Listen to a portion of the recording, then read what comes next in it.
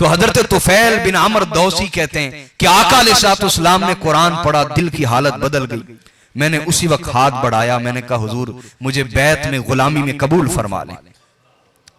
آقا علیہ السلام نے کلمہ شہادت پڑھایا، بیعت میں قبول فرما لی۔ تو حضرت طفیل کہنے لگے حضور میں اپنے قبیلے کا سردار ہوں، وہاں کے لوگ مجھ پر جان چھڑکتے ہیں، میں وہاں جاؤں گا، میں آرام سے نہیں بیٹھوں گا، میں دین کی تبلیغ کروں گا۔ تو آقا مجھے کوئی نشانی دے دیں، کوئی آیت، کوئی نشانی جس سے ان پر ظاہر ہو کہ یہ حق والا دین ہے، سچ والا دین ہے۔ آواز تھوڑی سی بیٹا اونچی کریں۔ تو آقا علیہ السلام نے ہاتھ اٹھا دی اور کہا اللہم اجعل لہ آیہ، اللہ طفیل کو اپنی طرف سے کوئی نشانی عطا فرما دے۔ یہ دعا کی، فرمائے جاؤ اپنی قوم کی طرف جاؤ۔ حضرت طفیل کہتے ہیں کہ جیسے میں اپنی قوم کے پاس پہنچا، رات کا وقت ہو چکا تھا، وہ اونچا ٹیلا جس سے نیچے کا راستہ جاتا تھا میرے قبیلے کی طرف، جیسے میں ٹیلے پہ پہنچا نا تو اللہ نے میری دونوں آنکھوں کے درمیان ایک نور روشن کر دیا۔ اب میری قوم نیچے دیکھ رہی تھی، وہ حیران ہو گئی کہ یہ کیا منظر ہے، یہ کیسا عجیب منظر ہے، نور کی شعاع نکل رہی ہے۔ تو حضرت طفیل کہتے ہیں میں نے کہا یا اللہ یہ کہیں ڈر ہی نہ جائیں، بھاگ ہی نہ جائیں۔ تو اللہ میرے آنکھوں کے درمیان نہیں، نشانی میرے دائیں یا بائیں کر دے۔ تو فرماتے جیسے میں نے دعا کی تو جو میرا عصا تھا، سوٹی عصا ڈنڈا ہاتھ میں تھا، اس پر اللہ تعالیٰ نے نور روشن کر دیا۔ اب میری پوری قوم نے وہ نشانی دیکھی نا، پوری قوم نے۔ رات گزر گئی خیر سے، صبح فرماتے میرے والد مجھ سے ملنے آئے تو میں نے کہا ابا جی آپ سے میرا تعلق ختم ہو گیا۔ انہوں نے کہا بیٹا ایسا کیا ہوا، تو میرا محبوب بیٹا ہے، تعلق کیسے ختم ہو گیا؟ کہا میں اب آپ کے دین پہ نہیں ہوں، میں نے اسلام قبول کر لیا۔ ان کے والد نے کہا میں اسلام کو جانتا تو نہیں، لیکن مجھے اتنا یقین ہے تو نے غلط فیصلہ نہیں کیا ہوگا، میں بھی تیرا دین اختیار کرتا ہوں۔ انہوں نے کہا پھر ایسے نہیں، جائیں غسل کریں، پاک صاف ہو کے آئیں، پھر آپ کو کلمہ شہادت پڑھاتا ہوں۔ یہاں خاص نقطہ سمجھ لیں، ہمارے پاس کوئی بندہ آئے تو ہم نہیں کہیں گے جائیں پہلے غسل کر کے آئیں، فوری کلمہ شہادت پڑھائیں۔ صحابی کو تو شاید اللہ نے ادراک اور علم دے دیا ہو نا کہ یہ غسل کر کے بھی واپس آ جائیں گے، تو ہمیں یہ حکم نہیں ہے کہ ہم کسی کو غسل کا بھی انتظار کروائیں، ہم اسے کلمہ پڑھائیں گے، مسلمان کریں گے، پھر اسے کہیں گے جاؤ غسل کر کے آؤ۔ سمجھ آئی بات یا نہیں آئی؟ ان کے والد آئے، مسلمان ہو گئے، پھر ان کی بیوی آئی تو کہا جا چلی جا، آج کے بعد میرا تجھ سے کوئی تعلق نہیں۔ اس نے کہا میرے ماں باپ آپ پہ قربان ہو، مجھ سے کیا غلطی ہوئی ہے؟ اتنی اچھی زبان ویسے عرب کی عورتیں بولتی ہوں گی، آپ لوگ سن کے بس ترس ہی سکتے ہیں، ایسا ہی ہے؟ تو آپ کی عورتیں تو یہی کہیں گے خیر ہے تینوں کی ہو گیا ہے۔ تو وہ کہنے لگی میرے ماں باپ تجھ پہ قربان، مجھ سے کیا غلطی ہوئی ہے، کیوں ناراض ہو رہے ہیں آپ؟ کہا میرا دین تیرا دین رہا اور تیرا دین میرا دین رہا، ہمارے درمیان تفریق ہے، ابدی تفریق۔ اس نے کہا واللہ میں تمہارے دین کو جانتی تو نہیں، جانتی تو، لیکن اتنا یقین ہے تم نے غلط فیصلہ نہیں کیا ہوگا، میں بھی اسلام قبول کرتی ہوں۔ کہا جاؤ پھر ذو شرا، یہ قبیلہ دوس کے بت کا نام تھا ذو شرا، اور جہاں وہ نصب کیا گیا تھا اس کے نیچے ایک چشمہ بہتا تھا پہاڑ پر، کہا اس چشمے سے جا کے غسل کرو۔ تو چونکہ وہ ابھی بت پرستی تھی اندر، ان کی عورت کہنے لگی کہ اگر میں وہاں جا کے غسل کروں گی اور اس کا دین چھوڑ دوں گی تو وہ دیوتا کہیں میری اولاد کو نہ مار دے۔ آپ نے فرمایا نا ضامن ذالک، میں ضامن ہوں، کوئی بت تمہاری اولاد کو کوئی نقصان نہیں پہنچا سکتا۔ وہ غسل کر کے آئیں، انہوں نے بھی اسلام قبول کر لیا۔ اب جب اپنی قوم میں نکلے تو قوم ان سے محبت تو بہت کرتی تھی، لیکن جاہل قوم تھی، قوم میں سے کوئی اچھا رسپانس آپ کو ملا نہیں، مسلمان نہ ہوئے لوگ۔ تو آپ دوبارہ آگئے حضرت طفیل بن عمر رسول اللہ کی بارگاہ میں، کہنے لگے یا رسول اللہ میں نے اپنے قبیلے میں بڑی محنت کی لیکن کوئی نتیجہ نہیں ملا، حضور دعا کیجئے میرے قبیلے کے لیے۔ تو آقا علیہ السلام نے ہاتھ اٹھائے، کہا اللہم اہدی دوسا، اے اللہ قبیلہ دوس کو ہدایت عطا فرما دے، ارجع الی قومک فدعوہم ورفق بہم، آقا نے فرمایا اپنی قوم کی طرف لوٹ جا، ذرا نرمی اپنا۔ یہ پچھلے جمعے بھی یہی بات کی تھی میں نے، دعوت دینے والے کے لیے ضروری ہے کہ وہ اخلاق کو اپنائے، نرمی کو اپنائے۔ تو کہا ذرا ان سے نرمی سے پیش آ، اللہ ان کے دل تیرے طرف مائل کر دے گا۔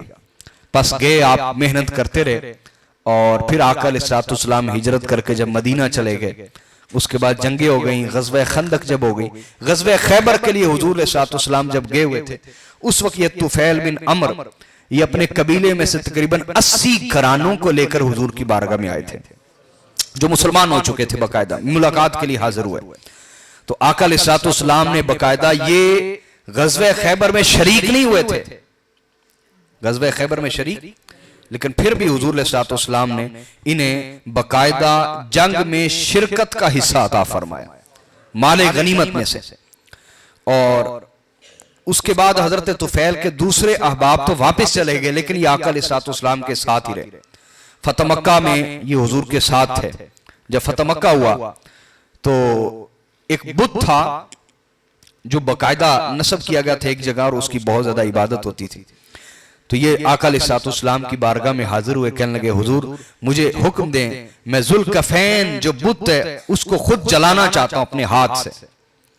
دیکھیں رسول اللہ کی محنت، اندازہ فرمائیں کہاں یہ لوگ جو خود بت بناتے تھے اور ان کی عبادت کرتے تھے اور بتوں کے خلاف کوئی بات سننا گوارا نہیں کرتے تھے، یہی وہ قوم تھی آج اپنے ہاتھوں سے بتوں کو توڑنا اور بتوں کو جلانا اپنے لیے سعادت سمجھ رہے ہیں۔ یہ ہے حضور علیہ السلام کی تربیت کہ انسان مایوس نہ ہو، انسان اپنی نیتیں اللہ کے لیے خالص کرے اور پھر محنت کرتا چلا جائے۔ تھوڑی سی دیر سویر ہو سکتی ہے، لیکن اللہ اس کو ایسے لوگ عطا فرمائے گا جو اس کی نظریات، اس کی سوچ پر چلنے والے ہوتے ہیں۔ جو تبلیغ کرنے والا ہے، محنت کرنے والا ہے، اسے مایوس نہیں ہونا چاہیے۔ تو آقا علیہ السلام نے اجازت دی، یہ گئے، ایندھن رکھا اور خود بت کو جلا کر خاکستر کر دیا۔ اب وہاں جو پرانا پجاری تھا اس بت کا، چونکہ اس کے دل کو بھی اللہ نے بدل دیا تھا، کہاں شراب عشق شرک کی تھی اس کے دل میں، اور کہاں آج شراب عشق توحید اس کے دل میں آ چکی تھی۔ جی کیوں؟ وجہ کیا تھی؟ بھئی ساقی کوثر پلانے والا ہو، ساقی کوثر پلانے والا ہو اور کوئی پینے کے اوپر بھی تیار ہو تو عشق توحید کی میں پلائی جائے گی کہ نہیں پلائی جائے گی؟ دل کی حالت بدل چکی تھی اس پجاری کی بھی۔ اس نے جب اس بت کو جلتے ہوئے دیکھا، عمر بھر جس کی عبادت کی تھی، عمر بھر جس کو خدا سمجھا تھا نا، خدا سمجھ کے جس کی عبادت کی تھی، اب اس کو جب جلتے ہوئے دیکھا تو اس نے کیا خوبصورت اشعار کے عربی زبان کے اندر، واہ واہ واہ۔ اور یہ آج بھی جو بت کی پوجا کرتے ہیں ان کے لیے ایک جھنجھوڑنے والا ایک مقام ہے، لمحہ فکریہ۔ اس نے کہا یا ذوالکفین لست من عبادک میلادنا اقدب من میلادک۔ آگے اس کے طویل اشعار ہیں، اس میں ایک شعر سنانے لگا۔ اس نے کہا اے ذوالکفین افسوس کہ میں تیری عبادت کرتا رہا، نادان تھا، حالانکہ مجھے آج سمجھ آئی کہ تو مجھے کیا پیدا کرے گا، تو مجھے کیا پیدا کرے گا، میری طریقے پیدائش تیری طریقے پیدائش سے پہلے کی ہے۔ لیکن افسوس کہ جن لوگوں نے ہمیں غلط راہ چلایا، باطل پہ چلایا، انہوں نے برین واشنگ ایسی کی، دماغ ایسے دھو دیے کہ ہم باطل کو حق سمجھ کے مانتے رہے اور حق کو ہمیشہ باطل سمجھتے رہے۔ یہ باطل کا مزاج ہے، وہ کہتے ہیں جھوٹ اتنا بولو کہ لوگ جھوٹ کو سچ سمجھنے لگ جائیں۔ میری بات، یہ سیاست ہو یا مذہب کے کئی معاملات ہو، ان میں لوگ جھوٹ اتنا بولتے ہیں کہ لوگ جھوٹ کو سچ سمجھنے لگ جاتے ہیں۔ تو اس طرح حاضرین، یہ حضرت طفیل بن عمر حضور علیہ السلام کے ساتھ وفادار رہے، یہاں تک کہ حضور کے انتقال کے بعد جب انکار زکوٰۃ اور جھوٹے مدعی نبوت مسیلمہ کذاب یہ فتنے اٹھے، یعنی مسیلمہ کذاب وہ شخص تھا جس نے حضور علیہ السلام کی زندگی میں ہی نبوت کا جھوٹا دعویٰ کر دیا تھا۔ حضور کی زندگی میں 2 لوگوں نے نبوت کا جھوٹا دعویٰ کیا۔ کتنے لوگوں نے؟ اور حضور علیہ السلام کے وصال کے فوری بعد چند مہینوں کے اندر 3 لوگوں نے نبوت کا جھوٹا دعویٰ کر دیا تھا۔ سمجھ آ رہی یا نہیں آ رہی؟ تو یہ کوئی سلسلہ نیا نہیں ہے، یہ اسی دور کا ہے۔ اچھا، مسیلمہ نے حضور کی بارگاہ میں خط لکھا، اور لکھتا کیا ہے؟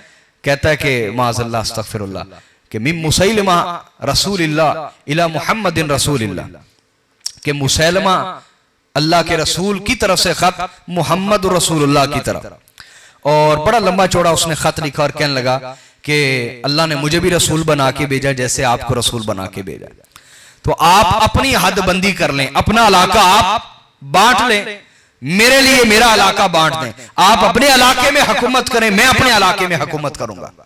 بڑا لمبا چوڑا خط لکھا، لیکن جس کو یقین ہوتا ہے وہ حق پہ ہے، اس کو لمبا چوڑا نہیں لکھنا پڑتا۔ آقا علیہ السلام نے یہ فرمایا، حضور نے فرمایا اسی ورق کے دوسری طرف لکھ دو، اپنا ورقہ بھی ضائع نہ کرو، اسی ورق پہ لکھو محمد رسول اللہ کی طرف سے۔ حضور نے فرمایا، آگے قرآن پاک کی آیت لکھوائی کہ ان الارض للہ فلا یرثها، مفہوم سنا رہا، فلا یرثها الا المتقون۔ آپ نے فرمایا کہ بے شک زمین اللہ کی ہے اور اللہ متقیوں کو ہی اس کا وارث بناتا ہے۔ بس یہ لکھوایا اور فرمایا جاؤ بھیج دو اس کی طرف۔ تو مسیلمہ مارا گیا الحمدللہ۔ اسی جنگ میں حضرت طفیل بن عمر اور ان کے بیٹے شہید ہوئے، اور انہوں نے شہادت کی رنگین قبا زیب تن کرتے ہوئے اپنے رب کی بارگاہ میں اس خوبصورت لباس کے ساتھ، جو خون کے ساتھ رنگی ہوئی قبا تھی خوبصورت، اس کے ساتھ اللہ تعالیٰ کی بارگاہ میں حاضر ہو گئے۔ تو وفادار رہے۔